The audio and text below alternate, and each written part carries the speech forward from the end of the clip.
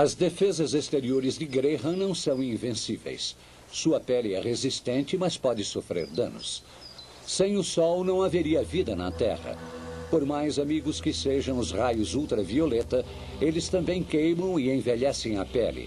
Esses raios podem causar câncer de pele, uma doença grave que vem aumentando bastante. Essa armadura pode ser rompida de outros modos por predadores que não esperam uma abertura para atacar. Insetos sanguessugas espalham doenças. Injetam parasitas na corrente sanguínea que colonizam o fígado, os rins e o cérebro. A malária é uma doença que faz milhares de vítimas nos países tropicais.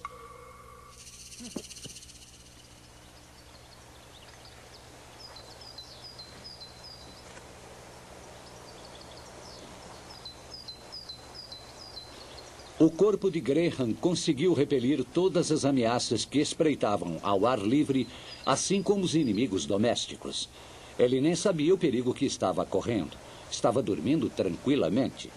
Foram necessários 2 milhões de anos de evolução para que o corpo de Graham pudesse sobreviver ao impacto de um tombo de uma bicicleta ou até mesmo a um corte na hora de se barbear. No final da tarde, Graham se encontra com os amigos para um drink. Ele é um frequentador assíduo do bar.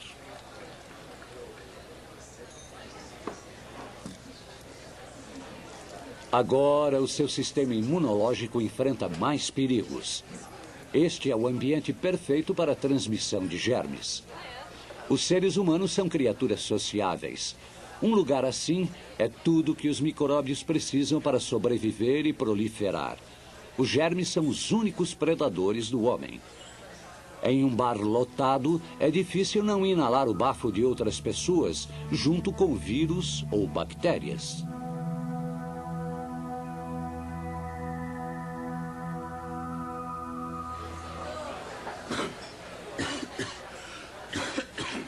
Tim está resfriado. Um indivíduo fica resfriado uma média de 2 vezes por ano, e é fácil entender como isso acontece. A cada tosse ou espirro, ele dispara milhões de vírus num raio de 5 metros, mais depressa do que a velocidade do som. Você também pode pegar um resfriado pelo contato. É mais comum passá-lo pelo toque do que por tosse ou espirro. Todo mundo está cheio de bactérias sobre a pele. Essas bactérias são transferidas para outras pessoas junto com as células mortas da pele, que se desprendem o tempo todo. Para mostrar o que acontece com as bactérias alojadas no corpo de Tim, colocamos um corante fluorescente nas mãos dele. Agora você vai ver essa cena de novo com uma luz ultravioleta. Algumas bactérias para Judy, outras para os amendoins, um pouco mais para Judy,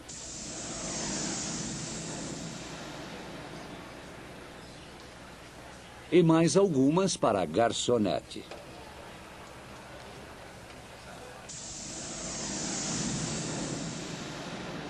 Alguns dos micróbios de Tim podem ser eliminados por antibióticos. Bactérias como esta literalmente explodem. Mas antibióticos não atingem os vírus que causam, por exemplo, pólio, AIDS, hepatite. Essas doenças fazem estragos terríveis. Em 1919, a gripe espanhola matou mais do que a Primeira Guerra Mundial. Este é um retrato computadorizado de um vírus do resfriado. É uma das formas de vida mais primitivas. Os vírus não sobrevivem muito tempo fora das células porque não conseguem se reproduzir sozinhos. Aqui você vê um vírus invadindo uma célula humana. Uma vez lá dentro, ele ataca o mecanismo de controle da célula e se aproveita dele para fazer milhares de cópias de si mesmo. A célula explode em muitos pedaços, cada um deles levando de carona pelo menos um vírus. Soltos dentro do corpo, os vírus logo invadem outras células e assim a infecção se espalha. Esta é uma célula em sua agonia final, infectada por um vírus da gripe. a célula se atrofia e morre.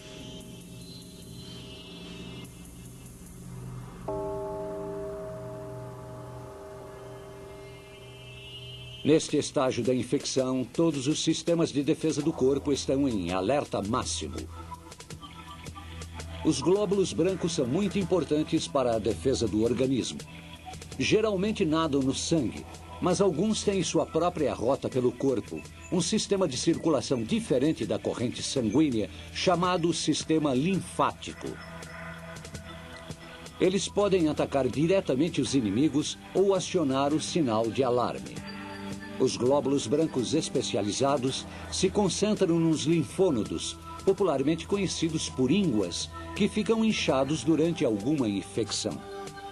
Aqui é o interior de uma amígdala, onde um exército de glóbulos brancos espera pelo sinal de ataque. Cada um deles desempenha um papel específico. Para se defender, o corpo usa tanto o combate corpo a corpo quanto o seu arsenal de armas químicas. Essas criaturas pegajosas são bactérias sofrendo o ataque mortífero das células de defesa do corpo. É uma luta desigual. Em segundos, as bactérias são eliminadas.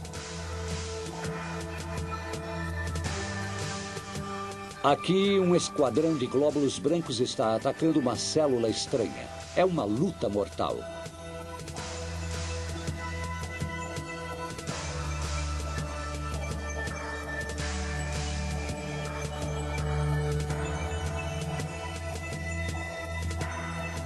Aqui, um glóbulo branco está apanhando uma bactéria. Ela fica presa nos tentáculos dele. Uma vez capturada, será rapidamente engolida e eliminada. Mas os glóbulos brancos nem sempre vencem. Este foi morto na luta com seu inimigo, uma partícula de fuligem que foi parar dentro de um pulmão humano. Depois das escaramuças dos glóbulos brancos, chega a hora da guerra química. O sistema de imunidade do corpo passa a usar outro tipo de armas.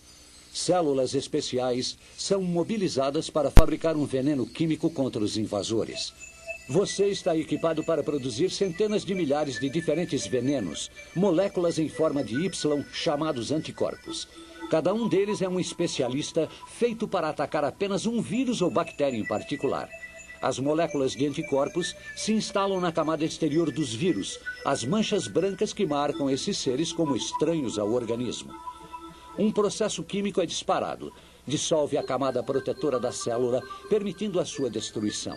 Se encontrarem novamente estes vírus, essas células se lembrarão e reagirão ainda mais depressa para aniquilar esse invasor. Você adquiriu imunidade. Mas os vírus são espertos. Eles podem mudar a sua aparência e enganar o seu sistema imunológico. Dessa maneira, a vitória contra a infecção nem sempre é definitiva. Os glóbulos brancos estão de prontidão o tempo todo. Quando surgir um agressor, eles o matam estrangulando, envenenando ou esmagando. Em algumas raras doenças, essas células voltam seu ataque contra o próprio organismo. Não fica difícil imaginar que as consequências podem ser nefastas. Mesmo nas pessoas mais pacíficas, um exército bem treinado luta o tempo todo. Você só percebe a sua importância quando ele falha.